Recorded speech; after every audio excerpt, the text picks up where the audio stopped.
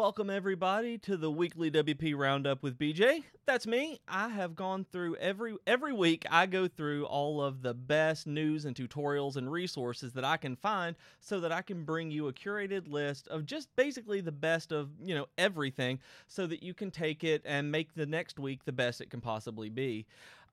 This week has been kind of crazy with WordPress 5.0 coming out last week. So I want to say, I want to know what's going on with you more than anything else. I am curious on how you have been handling WordPress 5.0. For those of you who are new to the show, we try to make this a really interactive time. So for the time, just throw any comments that you've got in Facebook or YouTube, and I try to keep up with those.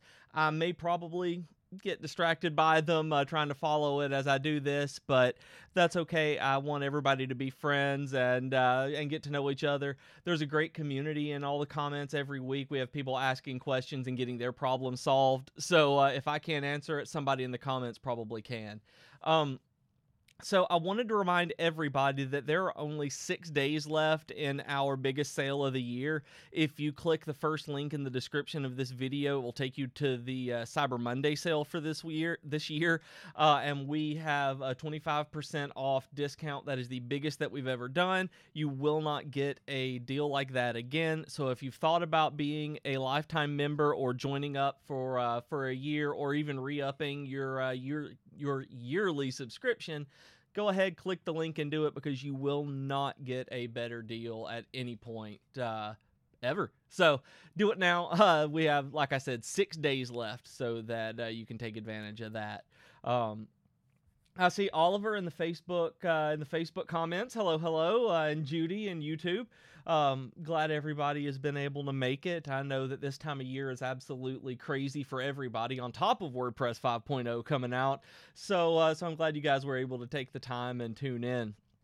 That said, I've mentioned earlier that the link in the description was that the Cyber Monday sale link was in the description. I'm sorry, I'm getting tongue-tied today. But all the links that we're going to be talking about today are in the description. I've curated these so that you can give the content creators some love, because without them, we couldn't do this. So make sure you click through, follow along, open up 100 different tabs, whatever it takes. So, yeah, might as well dig in. This week, like I said, 5.0 came out last week. We are all probably aware of that, probably painfully aware at times, but they've released now a couple of security patches, and we now have 5.01. 5.0.1 is out now, so make sure you update to that one. And then on the 19th, in 5 days, they're going to be releasing 5.0.2. That's going to make it run a lot faster. There have been a lot of complaints about Gutenberg not actually running as quickly as it should, and they're addressing those. It will be out very quickly, so just kind of bear with it. If you don't like the experience right now, remember you can always use Divi. Remember you can always go back to the classic editor using the classic editor plugin. That you have a lot of options for this one. So if it's been slow for you, it's probably going to get fixed on the 19th of December. Right now, I think that it was Kinsta that did a test on it that says that the current WordPress 5.0.1 runs slower by about 33% than WordPress 4.9.8.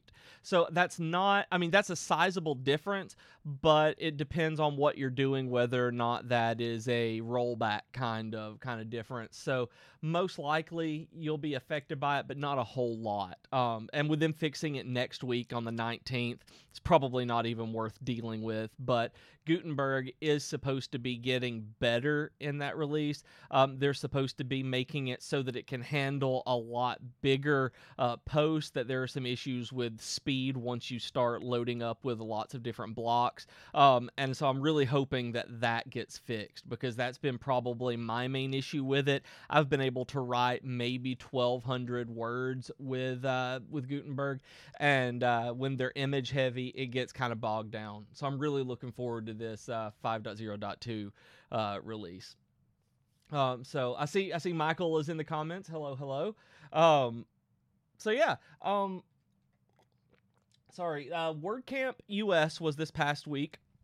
We discussed that last week that in Nashville, Tennessee, that the U.S. National WordCamp was going on. And every year, Matt Mullenweg, the creator of WordPress, does a State of the Word address, where he gives a presentation and tells what happened over the past year, where WordPress was and where it's at right now, and also where it's planning to go in the next year. If you missed that and you haven't been able to watch or listen to it, there's a link in the description. Here's the second link that's straight to that video. So I would definitely check that out if you guys want. There is also a slide share presentation where you can see the slides without the narrative, the voiceover that he gave. So if you just want to look through the slides and see what's up, you can do that too. There's also a Q&A session after the State of the Word. So there were some really good questions raised this year that you'll want to listen to. People are really asking about what things have been going kind of crazy in open source. People have been leaving teams. There's a lot of issues, and people feel like the WordPress community isn't being listened to sometimes, and they address all of that. So it's definitely worth checking out and at least scrolling through the PowerPoint that he put up. It's very enlightening to see what they're doing, and I think it's later on in the resources. I got to look down here. It's later on in the resources section of this stream that they announced what the next few phases of Gutenberg is going to be, because right now we can only edit post content, page content. We are limited within the content section of whatever we're editing. That's where the entire Gutenberg experience is. You're not affecting sidebars, you're not going to be affecting header menus, nothing like that, and that's the next step. So there is a link a little bit lower under the resources section that talks about that, where they're moving it into a full theme builder using these blocks. So that'll be interesting to see. He talks about that in the State of the Word. I see Happy Friday to John Cooper. How you doing?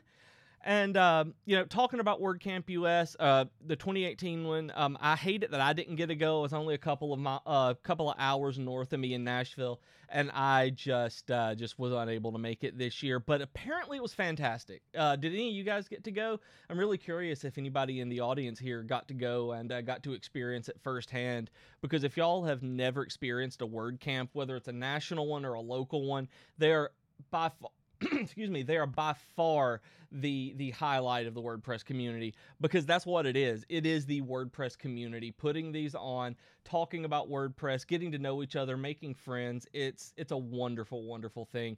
And that's why I included the 2018 recap on the reminder of a great community, that it is always everybody's takeaway from WordCamp, everyone I've ever spoken to, is just how wonderful it is to talk to people. Just meeting people. Last year I met tons of the Divi Nation. We had a Divi Nation meetup, and we just hung out, and I didn't end up going to a single session during WordCamp last year because I was too busy interacting with the community, that it was just hanging out doing stuff, and it was awesome. And I was able to go back and watch live streams of some of the presentations. But that's what the article is about. The recap is talking about how while the conference is great, you learn a lot, you see what's coming up, but man, the community is just, y'all are awesome. You guys are absolutely fantastic, and the WordCamp communities are just beyond awesome. Thank you, John. I appreciate that.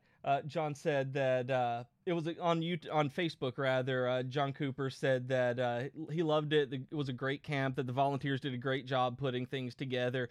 And pardon his lousy typing, but they do. The volunteers in Nashville are awesome, because I went to WordCamp Nashville the year before it was WordCamp US last year, and that's actually the shirt that I'm wearing now, is the 2016 WordCamp. But it's the Nashville WordCamp community is mind-blowingly awesome. So I was really, really impressed by WordCamp in 2017. So I don't doubt that this one was just as amazing.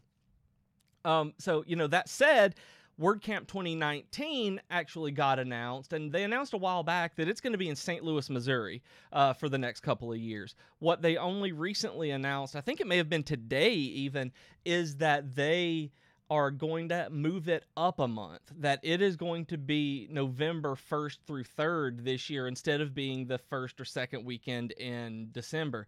That is awesome. It's going to make travel a lot better for some people. That way you're not hitting just after Thanksgiving. That way you're not hitting, just before Christmas and Hanukkah. It is going to be great to have it that early. It's gonna I may or may not be able to make it that year because next year, because I was married on Halloween, so it's right there at my anniversary, so we'll see where I am at that point. And next year's 10 years, so we'll see. But it's awesome that they're moving it up a month because it just makes timing work out so much better. It's great. The only thing I'm gonna have to look at is I know that there are WordCamps around then that are city and regionally based. So I know that WordCamp Orlando was around then sometime. So I want to look at that too because they apparently put on an awesome WordCamp. But yeah, the first weekend in November now. It's great. And then back to Gutenberg. I hadn't noticed this. I hadn't actually been to the main part of the plugin repository over the last week, just individual plugin pages. And apparently, I saw this on WP Tavern, that there is now a curated section for block-enabled plugins. So that if you're wondering if this plugin or that plugin is going to be compatible with Gutenberg, now you'll be able to see that and at least go look for one that is compatible. So many people are working on Gutenberg compatibility right now. And by so many people, I mean pretty much everybody, because there's no way around it at this point. But it's nice to know that there is a list there that you can guarantee compatibility with Gutenberg and the new editor and 5.0 altogether. My throat gets so dry, y'all, so I'm constantly drinking. I apologize. And then, okay, so last week when 5.0 came out, this is big news, and I know that some of you guys missed it, so I want to point it out right now as we're talking about all this. Last week, 5.0 was released. That means that the new default block editor is now in WordPress.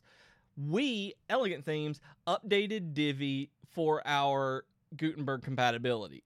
And we also released our new Divi Builder experience, where you have a much more streamlined backend experience, where you get a lot more features, it runs a lot faster, and at the same time. They just kind of coincided to be perfect together.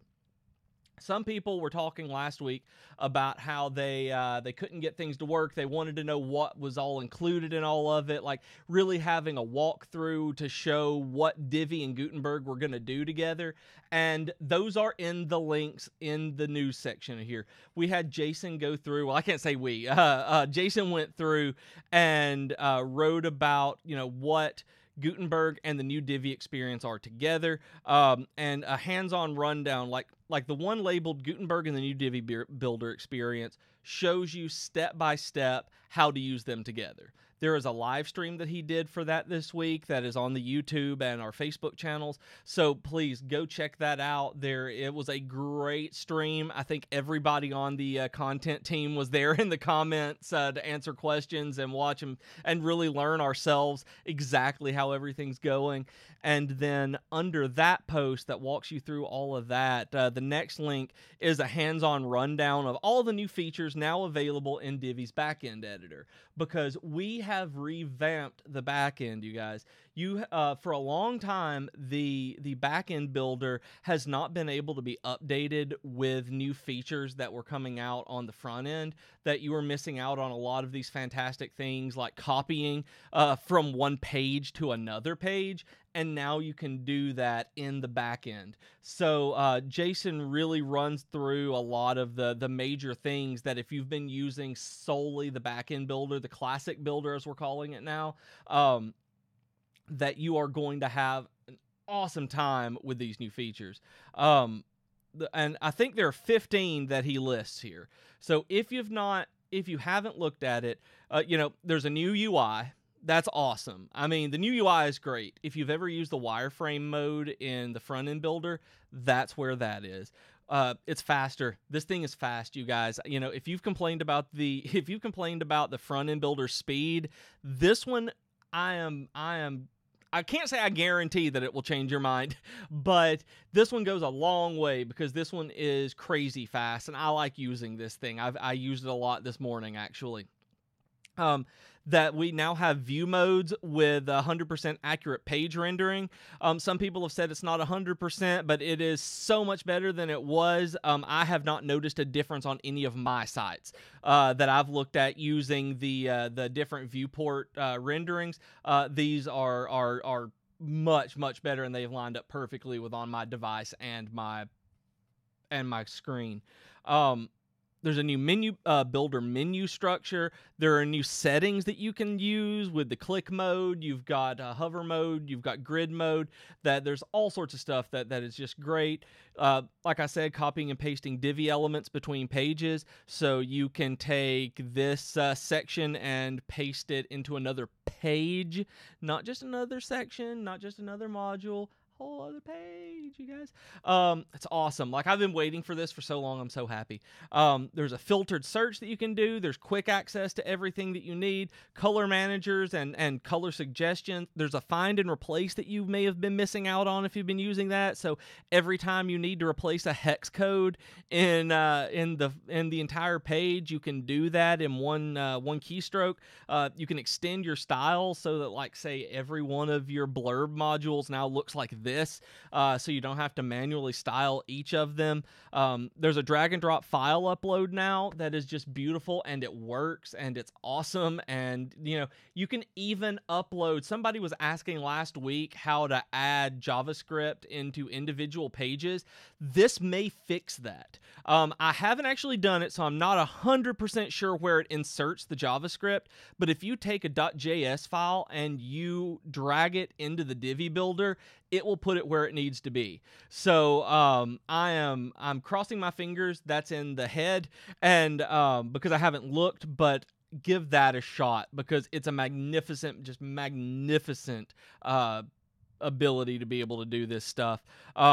Dynamic content that you'll just have to go through it. It's great being able to pull from the database and make without having to go through and change everything. I'm going to be doing that soon with this on podcast stuff. I'm going to be setting up dynamic content to update the audio player, I think, and for new podcasts, which I'm just so excited about. Hover options, which are awesome, which you can do all sorts of new hover effects. It's great. And then bulk editing and multi-select. So if you want to edit only two things on everything without doing everything on the page, you can.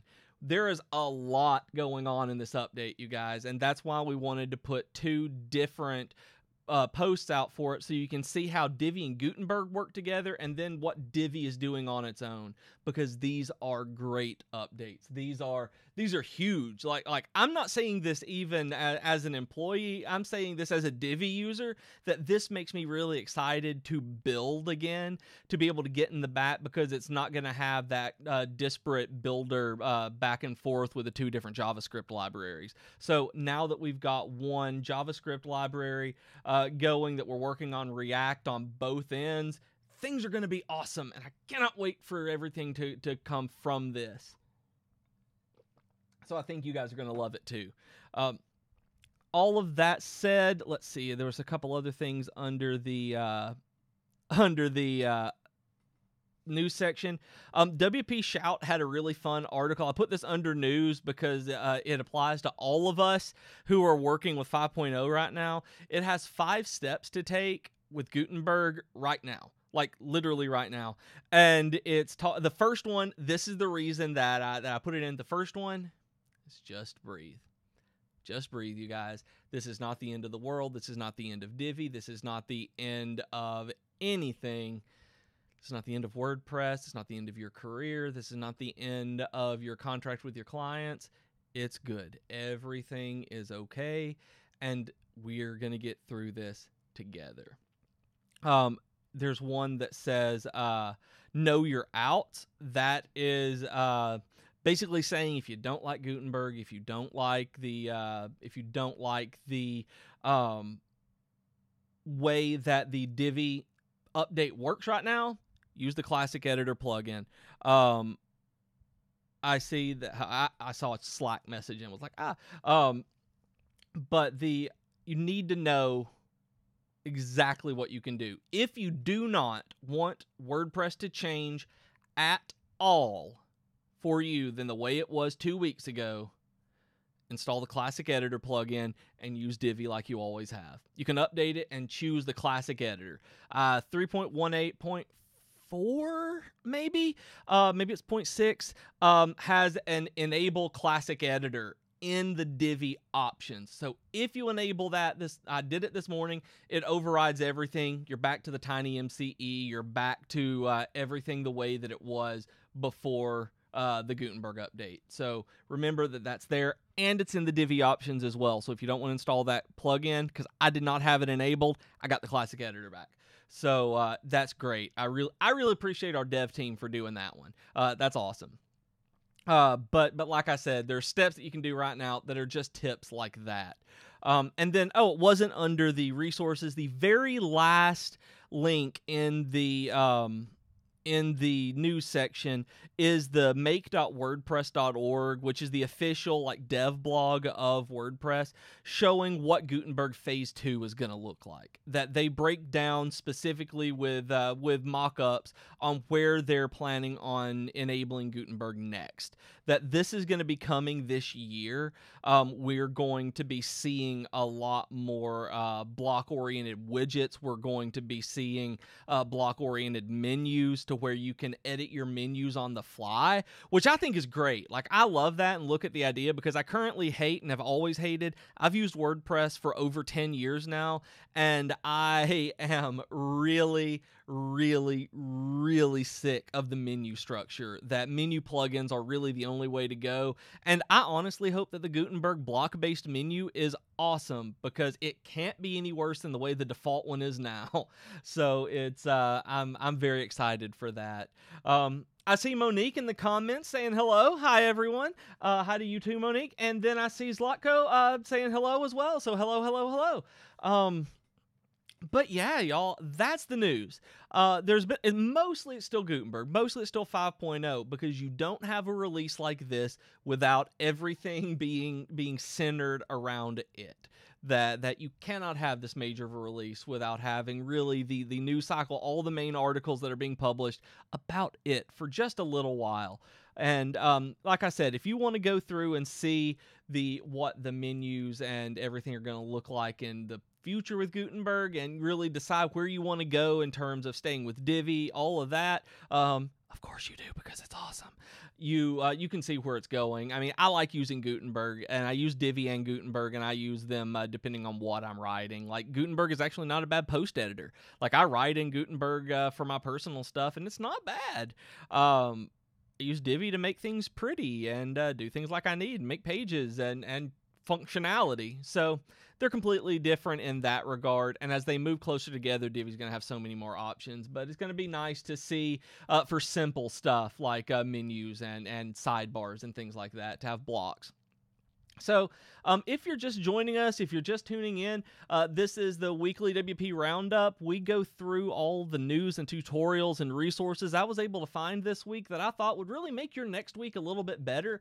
Hopefully that you will be able to fill up your tabs and watch tons of videos, read tons of articles, and really take up your entire weekend doing exactly what you do all week long.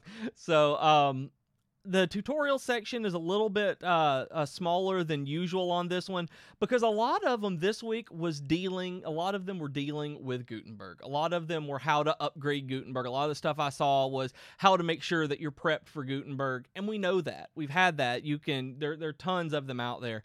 And but one of them that I actually liked, and it came from our blog, I wanted to highlight, was published this morning, so you may not have seen it yet. Randy Brown did a how to create Gutenberg templates article. This one is really cool, because you actually get to save all of the block structure that you have and work again, kind of like the Divi library lets you save modules and pages and different JSON files to your library to import later.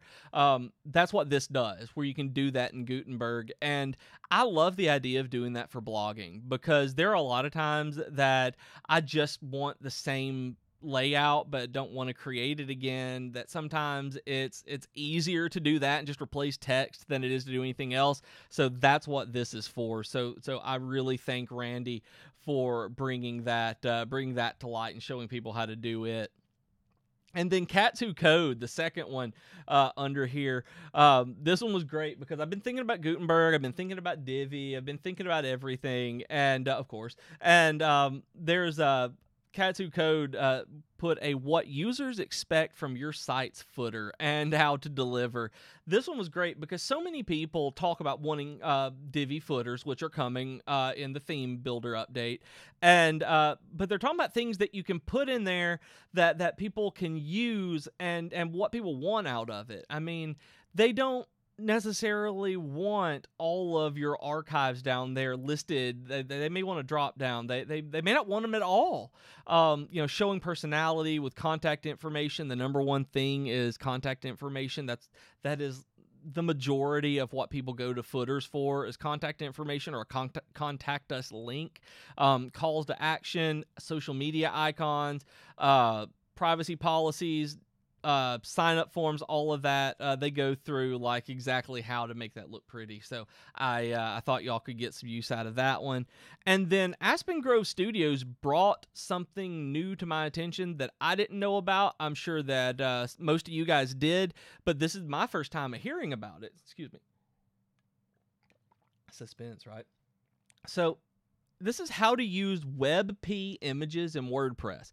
I was unaware of WebP images. My accent is not going to let me say this very well. So WebP images, it's just going to sound like I'm saying WebP. WebP is a Google designed web photo, web pic, web image that is a raster image format. The article says that specifically designed for the web, it provides lossless and lossy compression that allows web designers to show richer images with smaller file sizes. Unfortunately, right now, WordPress does not accept WebP images that you upload and it's like, I don't know what to do with this. So they break through how to do that with different converters, image optimizers, and they actually give examples of WebP. I'm sorry, I'm looking at the screen for this one, looking through the images, where they show the difference in a PNG file that's 1 meg and then the WebP at 35K, and there is very little difference.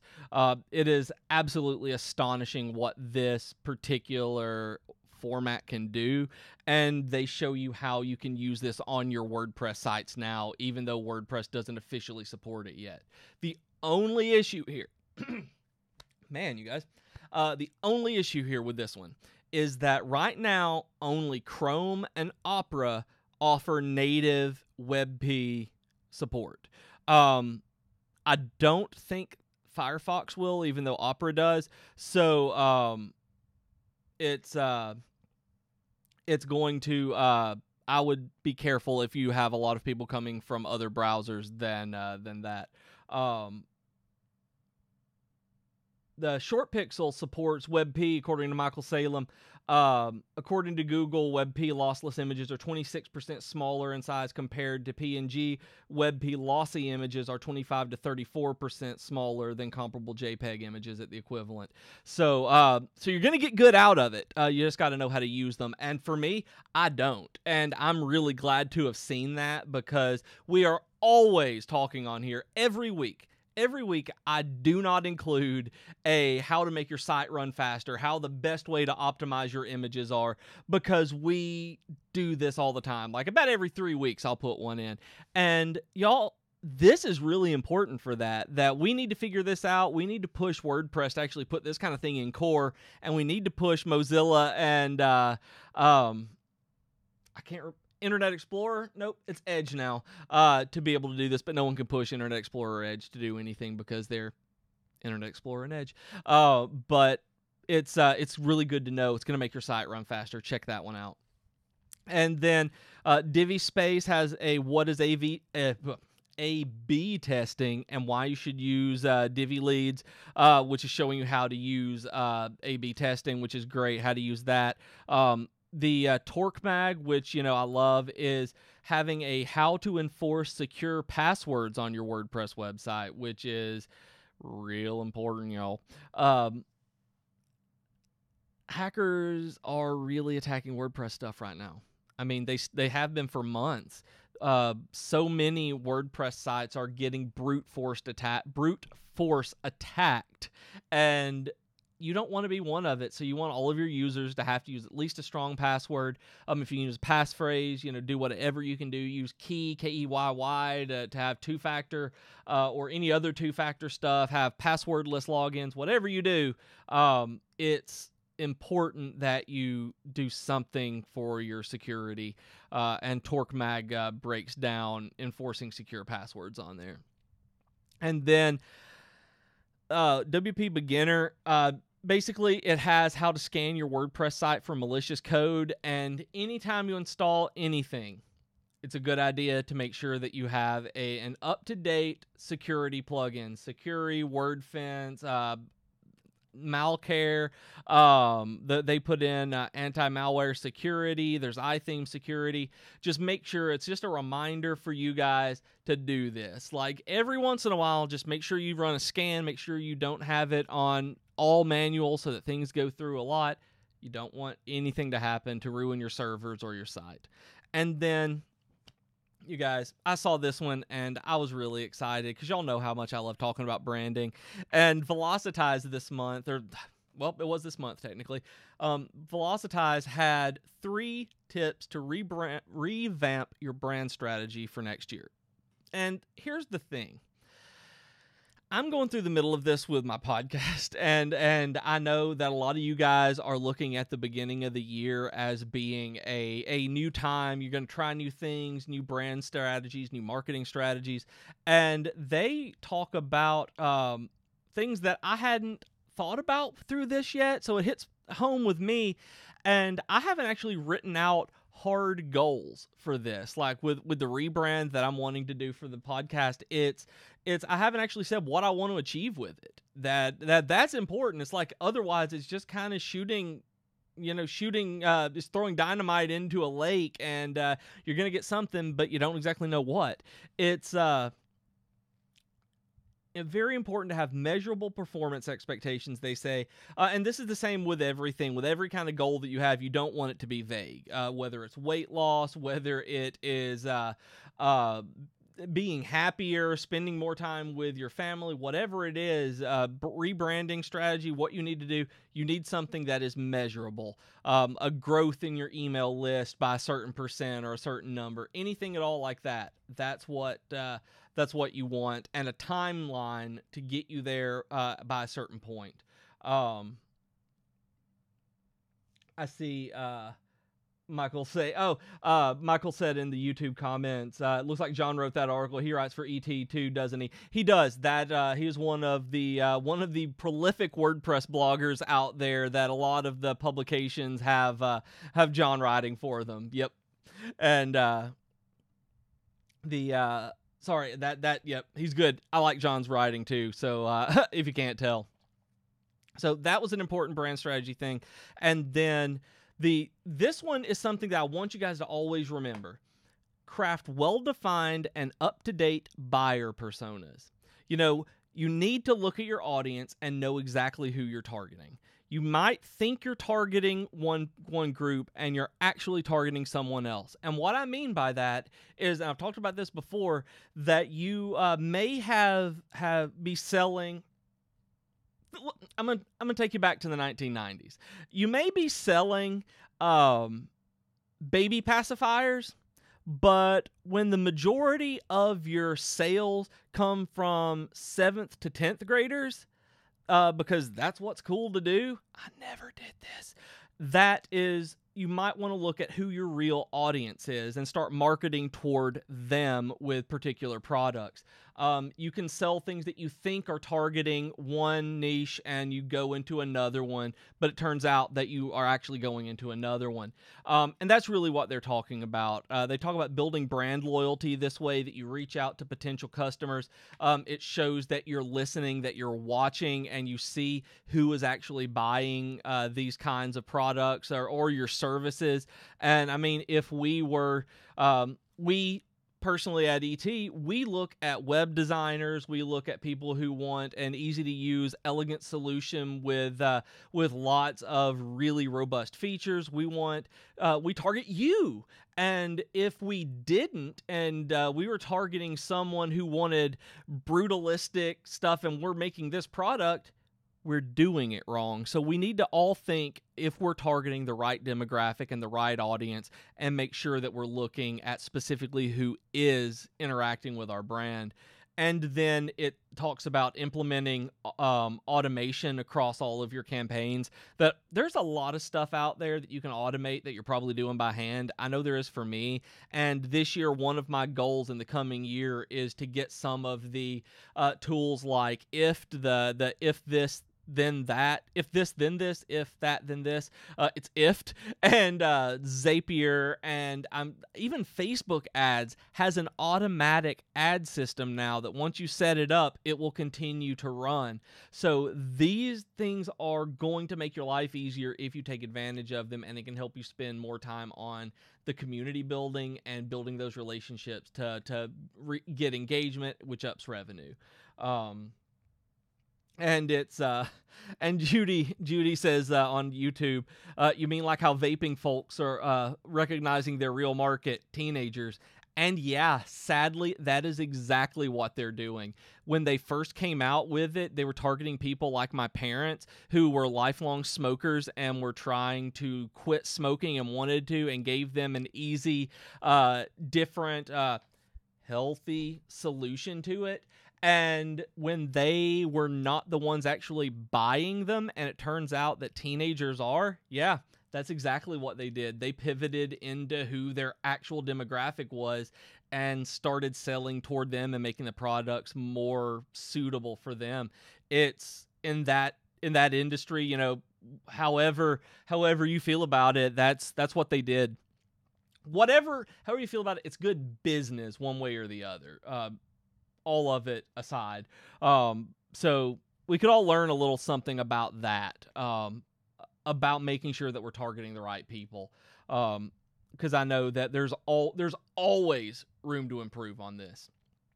So yeah, think about that. If you're thinking about moving into the new year, think about ways that you can look at your brand and improve it, because you already have a great one. Now we need to take it and move it to the next level where we drill down and get a lot more detail in it. And then the very last one under tutorials is how to create a WP CLI command for batch imports or exports. Not going to spend a lot of time on this. I just want to point out that there is a command line interface that is officially supported by WordPress, that if you've not tried it and you're a command line person, you really should. It's not for me because I'm not fast at command line. It does some really powerful stuff. It lets you do pretty much everything that you could do in FTP and the WordPress backend, all using the command line, and it's awesome. You can run so many things. You can do everything through WP CLI, the command line interface, but you have to know how. You have to be really comfortable with the command line, and I'm not fast at it as much as I love using it. So this is something like batch imports and exports is something I've never done because it's easier for me right now and quicker to go through the long way. But if you are a command line person, definitely check this out if you've never checked out WP CLI. It's gotten better over the last... I found out about it in 2016 and about a little over 2 years ago, and it's come so far in the last 2 years that it's just a fantastic product that most hosts are allowing access for now because it's becoming such an enterprise tool for IT folk. So yeah, that is the tutorial section. If you're just joining us, we have moved through the news section and the tutorial section, but that's okay. You can always catch the review of the rerun of this stream on demand on our YouTube and Facebook channels, and you can click through any of the links in the description of this video. So you're not missing out on anything, and you can always go back and watch. But we're moving into the resources section. But first, I have a comment I see on from Judy saying they started out like Google, don't be evil, but baby, look at us now. That is how they did that. That is pretty much it. I was in a web search competition when I was, I think, a senior in high school, or maybe I was a junior, and it was when Google first came out, before people actually knew about Google. It wasn't a household name, and we got second place with it going in. The only reason we lost because it was a scavenger hunt kind of thing, and you had to show that you could search for things. It was when people were still using web crawler and Alta Vista. The team that won remembered the answers from the previous year, and my partner and I were like, we had Google, and but yeah, that was Google started out don't be evil. I think they got me $50 for that, so awesome. But yeah, that's exactly the way they are. And everyone here, like you said, Judy, is running an ethical, socially responsible business, and we commend you for that. But yeah, moving into the resources, there's a conversation going on in WordPress right now. The very first link on here is 10 reasons for choosing WordPress as the best platform for your business website. And I just want to point this out because you're going to hear a lot of naysayers that for some reason there's a conversation going on that WordPress is no longer good for new clients, new websites to go up right now. And that is a bunch of malarkey. That is not true. And WordPress is still one of the best options that you can have. I mean, I think it's the best, obviously. I work in it every day. So do you. I think you feel the same way. But that's not saying that there aren't other good platforms. I mean, Drupal is awesome. That even Ghost is okay right now if you're doing a publishing thing.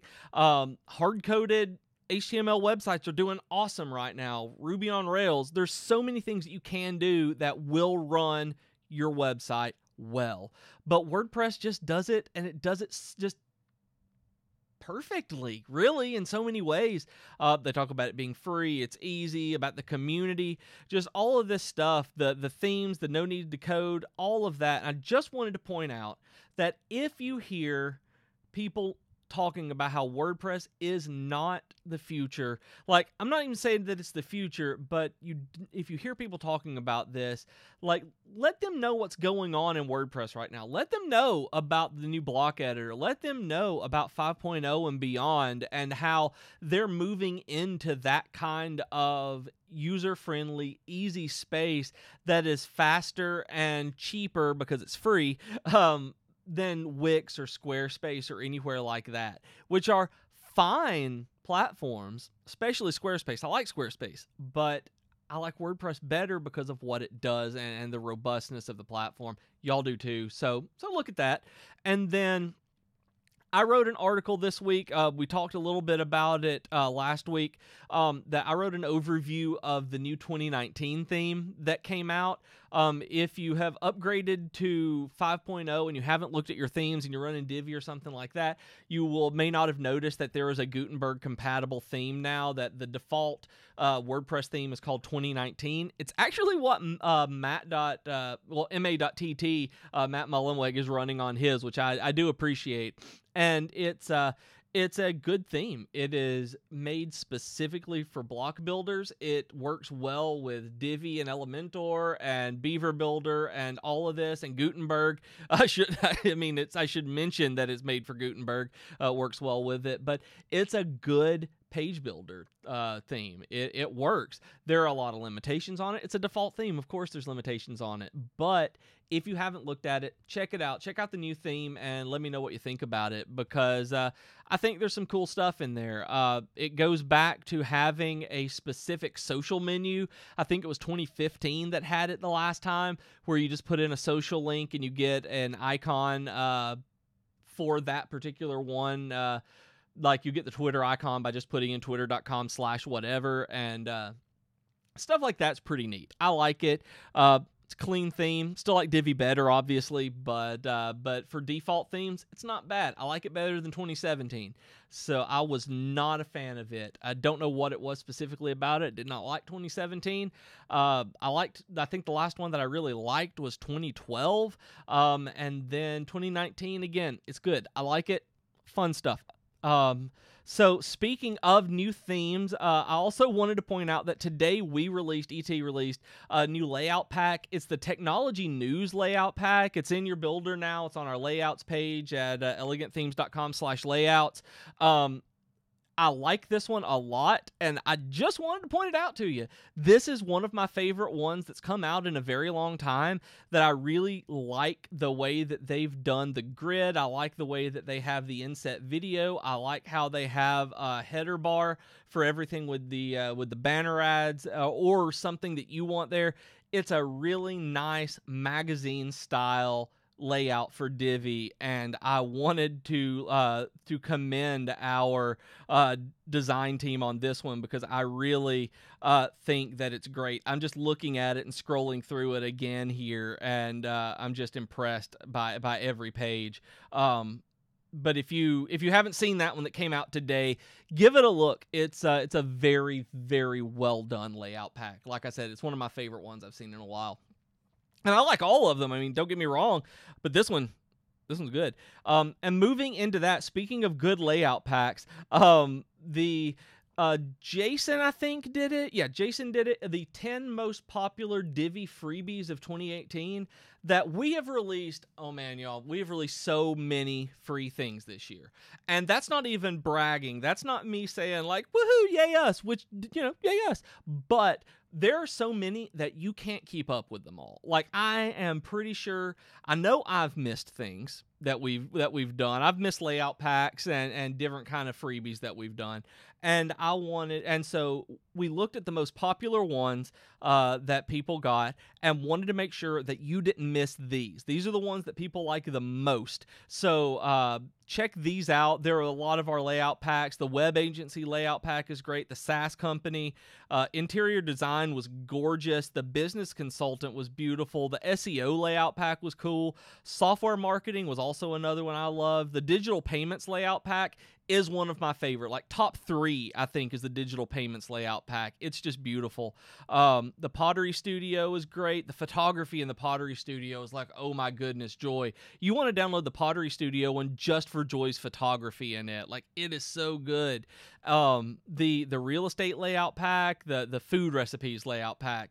Her food photography just makes me feel bad about myself. Like, anything that I Insta after looking at real food photography, I'm like, oh, I look like I'm a 3-year-old that grabbed my parents' camera. Like, it's good. So at least download these for the photos, even if you don't use the layout packs, because remember, all of our layout packs come with free non-attribution, free commercial use, royalty free. They're yours to do whatever you want with photography, which is pretty awesome. I use them like that. I love doing that, and just grabbing one when I need it. And then there's a Yoast article on why Google doesn't index your site properly, with a lot of fixes for that. WP Beginner has the 12 best free website hosting that's compared. Like, they go through the free stuff that the different hosts give, and it's pretty interesting to see. There is a custom Divi Space has a custom designed icon pack that you can use in web designs and design projects, and I included this one as a resource because everybody needs icon packs. Like, you're doing a design for a client, you don't want to use the same icons and from Font Awesome that you've used 100,000 times. So, anytime you can get a free new designed layout pack for icons, icon pack, not layout, icon pack, download it. Keep it in Dropbox, Google Drive, use it there because you're always going to need one. And then there was an article on that WPShout linked to. So I linked to theirs, but it was on post status. That was Brian Krogsgaard's interview with Matt Mullenweg. They were talking about Gutenberg. They were talking about 5.0. They were talking about the future of WordPress. If you've never listened to post status or checked out any of Brian's stuff, like, he is super nice. He knows pretty much everything about WordPress, and hearing him talk to Matt Mullenweg was great.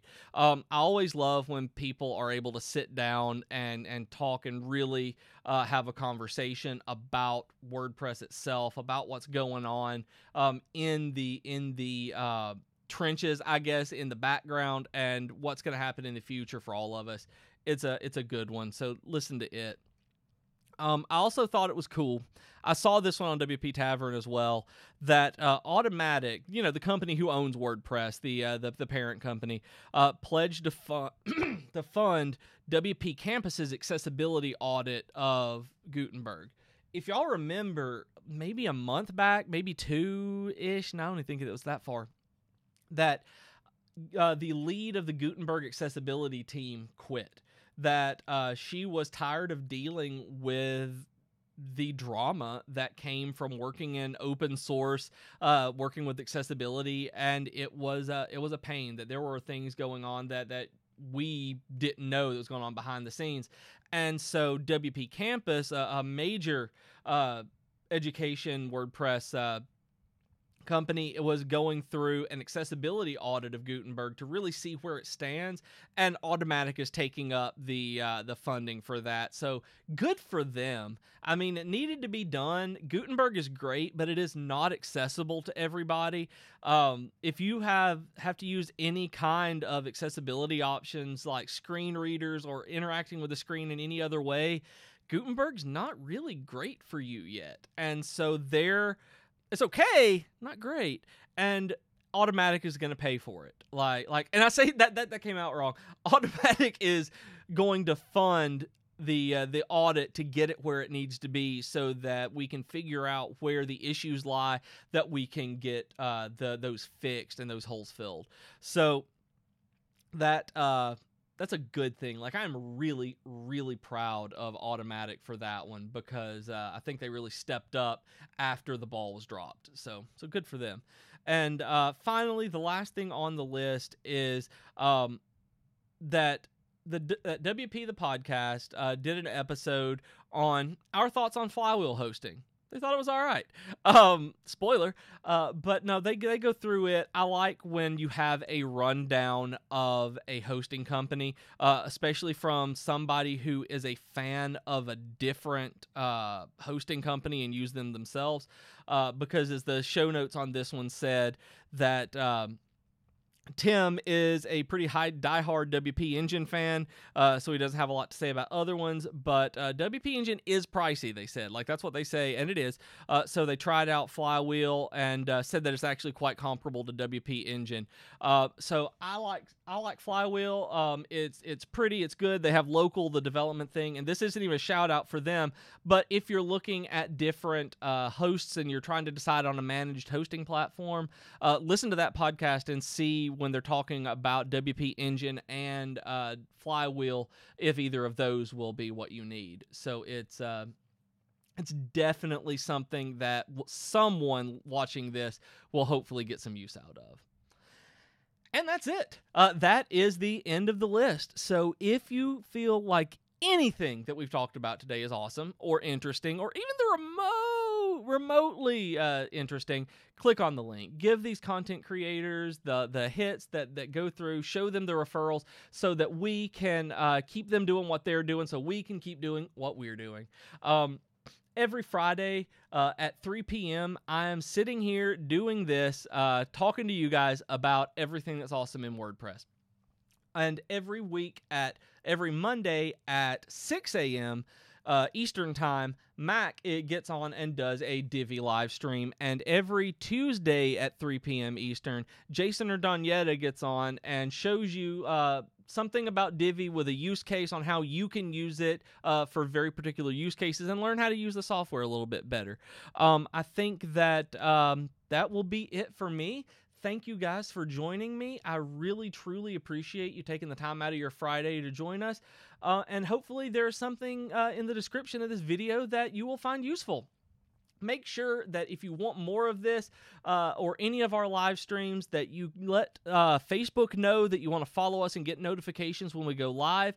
If you're on YouTube, click the notification bell. I think it's about right here-ish, maybe, that you let them know that you want to be notified when we go live on that platform. And always subscribe, like, the YouTube stuff that everybody wants you to do, but we would really, truly appreciate it. I hope that you have a wonderful weekend, and yeah, so that's it. Bye, everybody. Thanks for coming out.